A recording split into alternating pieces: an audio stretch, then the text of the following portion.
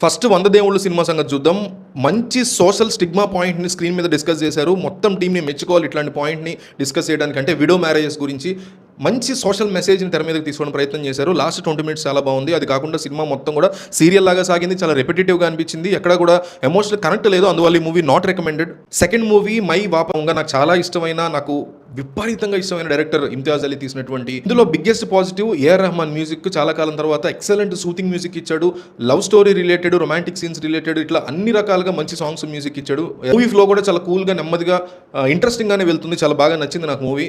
అయితే థియేటర్స్కి వెళ్ళి ఎగబడి చూడాలా అంటే మాత్రం నేను చెప్పేది ఒకటి, ఇమ్తియాజ్ అలీ మూవీస్ని నాలాగా చాలా ఇష్టపడే వాళ్ళు డెఫినెట్లీ థియేటర్కి వెళ్ళి ఎంజాయ్ చేయగలరు. డెఫినెట్లీ థియేటర్స్ చూడండి, లేదంటే ఓటీటీ కోసం వెయిట్ చేయండి. Third movie Deewana. ఈ సినిమాకి ఇంటర్వెల్ బ్లాక్లో వచ్చే బిగ్గెస్ట్ ట్విస్ట్ చాలా పెద్ద పాజిటివ్ అని చెప్పుకోవాలి. అలాగే మంచి ఎమోషన్ ఉంది ఈ మూవీ మొత్తం మీద. ఫస్ట్ హాఫ్ చాలా వరకు బోరింగ్ గా అనిపించింది. సెకండ్ హాఫ్ కూడా ఇంకా బాగా రాస్తే బెటర్ కదా అనిపించింది. థియేటర్కి వెళ్ళి చూసి అంత మూవీ కాదేమో అనిపించింది. ఓటీటీ కోసం వెయిట్ చేయొచ్చు. Fourth movie Balan. ఈ movie Manjummel boys director Chidambaram direct చేశాడు అనగా నేను చాలా ఎక్సైట్ అయ్యాను. మంచి స్టోరీ తీసుకున్నాడు ఈసారి కూడా. పెర్ఫార్మెన్స్ కూడా ఇరగదీసేశారు. అసలు డైరెక్షన్ కూడా చాలా బాగుంది. ఫ్రెష్ గా అనిపించింది మూవీ. అయితే విపరీతమైన స్లో పేస్ ఉంది, లెంతీ అనిపిస్తుంది బాగా. ఒక యూనిక్ మూవీ కావాలి థియేటర్ ఎక్స్పీరియన్స్ అనుకునే వాళ్ళు డెఫినెట్లీ థియేటర్కి వెళ్ళి చూడండి. మిగతా వాళ్ళు ఓటీటీ కోసం వెయిట్ చేసి ఓటీటీలో తప్పనిసరిగా చూడండి. ఫిఫ్త్ మూవీ ట్రాన్స్ఫర్ త్రిమూర్తులు. కేవలం వడ్డే నవీన్ మీద ఉన్నటువంటి రెస్పెక్ట్ ఈ సినిమా చూడడం జరిగింది. ఆ రెస్పెక్ట్ కూడా పోయేలాగా తీసాడేమో డైరెక్టర్ అనిపించింది. మొత్తం ఎలివేషన్స్, అవసరమైనటువంటి కంటెంట్ అంతా తీసుకెళ్లి దూర్ చేసి చాలా తలకే నొప్పి సినిమాగా తీశాడు. ఒక థ్రిల్లర్ జోన్ లో తీసుకెళ్ళడానికి ప్రయత్నం చేసి దారుణంగా ఫెయిల్ అయ్యాడు. ఓవరాల్ గా కంపల్సరీ థియేటర్కి వెళ్ళి చూడాలనే థియేటర్కల్ రికమెండేషన్స్ అయితే ఏమీ లేవు వీటిలో.